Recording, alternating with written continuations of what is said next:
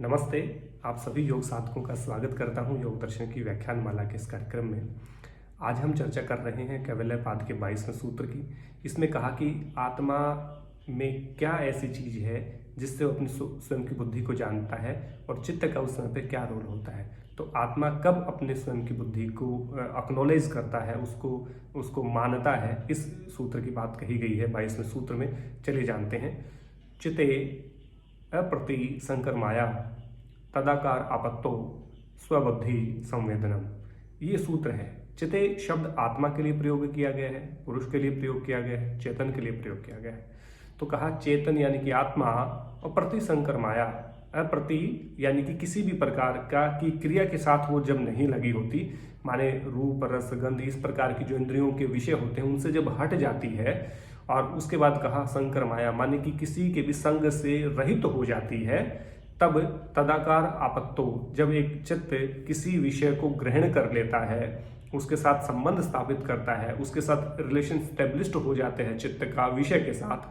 चित्त का जब विषय के साथ कोई रिलेशन स्टेब्लिश्ड होता है, संबंध स्थापित होता है, तो उसको कहेंगे तदाकार आपत्तो। तदाकार कहा गया जब चित्त किसी विषय को ग्रहण कर लेता है, उसके संपर्क में आने को आपत्तो कहा, माने उसके संबंध को स्थापित कर लिया और उसके संपर्क में आ गया। चित्त किसी विषय के संपर्क में जब आ चुका होता है, उसको तदाकार आपत्तो नाम दिया गया है। उसके बाद कहा है स्वबुद्धि, उस समय पे स्वयं की बुद्धि का संवेदनम यानी कि ज्ञान होता है, माने आत्मा एक्नॉलेज करती है स्वयं की बुद्धि को जब चित्त किसी विषय का तदाकार कर लेता है, यानी कि उसमें विषय का ग्रहण कर लेता है। लेकिन उसमें आत्मा का क्या रोल है? जब आत्मा किसी क्रिया के साथ इन्वॉल्व नहीं है और किसी के साथ नहीं है, संग नहीं है, मतलब संग से रहित होती है और क्रिया से रहित होती है आत्मा, तभी इसका ज्ञान उसको हो पाता है।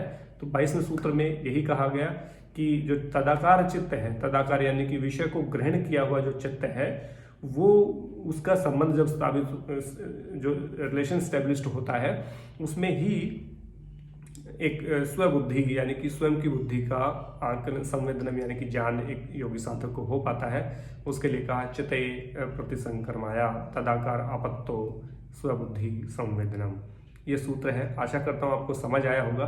कोई विषय इसका छूट रहा है या कुछ आपको लग रहा है कि इसमें क्लियर नहीं हुआ है, तो नीचे डिस्क्रिप्शन में दिए गए लिंक पर जाकर के इस लेख को यदि आप पढ़ेंगे तो और भी ज़्यादा जानकारी आपको होगी और विषय को स्पष्ट रूप से समझ पाएंगे। इसी प्रकार विषय को स्पष्ट रूप से समझने के लिए आपको कोई सवाल है तो वो भी मुझसे पूछ सकते हैं, या कोई आपका सुझाव है वो भी मुझे आप निसंकोच होकर के दे सकते हैं, क्योंकि आप हमारे योग परिवार का एक अभिन्न अंग हैं। और आप सबकी आपके सुझाव, आपके जो सुझाव हैं, आपके जो क्वेश्चन हैं, आपके जो सवाल हैं, वो मेरे लिए बहुत इंपॉर्टेंट हैं और आप देते रहिए। वीडियो अच्छा लगे तो दूसरों को भी शेयर कर दीजिए ताकि उनका भी योग दर्शन कंप्लीट हो जाए। ये फ्री ऑफ कॉस्ट मिल रहा है और आपको घर बैठे मिल रहा है। तो इस प्रकार लोगों को शेयर करेंगे अच्छी चीज़, तो अच्छी चीज़ों की मात्रा बढ़ेगी।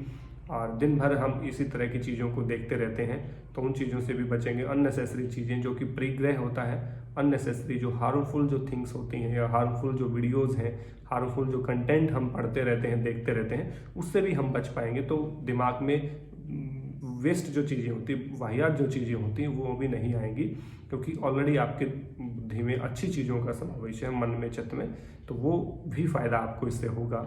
तो 23वें सूत्र को लेकर के जल्द आपके सामने उपस्थित होता हूँ। तब तक के लिए आप सबका बहुत बहुत धन्यवाद। स्वाध्याय सानिध्य जारी रखें और योग अभ्यास जारी रखें। बहुत बहुत धन्यवाद। जय हिंद, जय भारत, नमस्ते।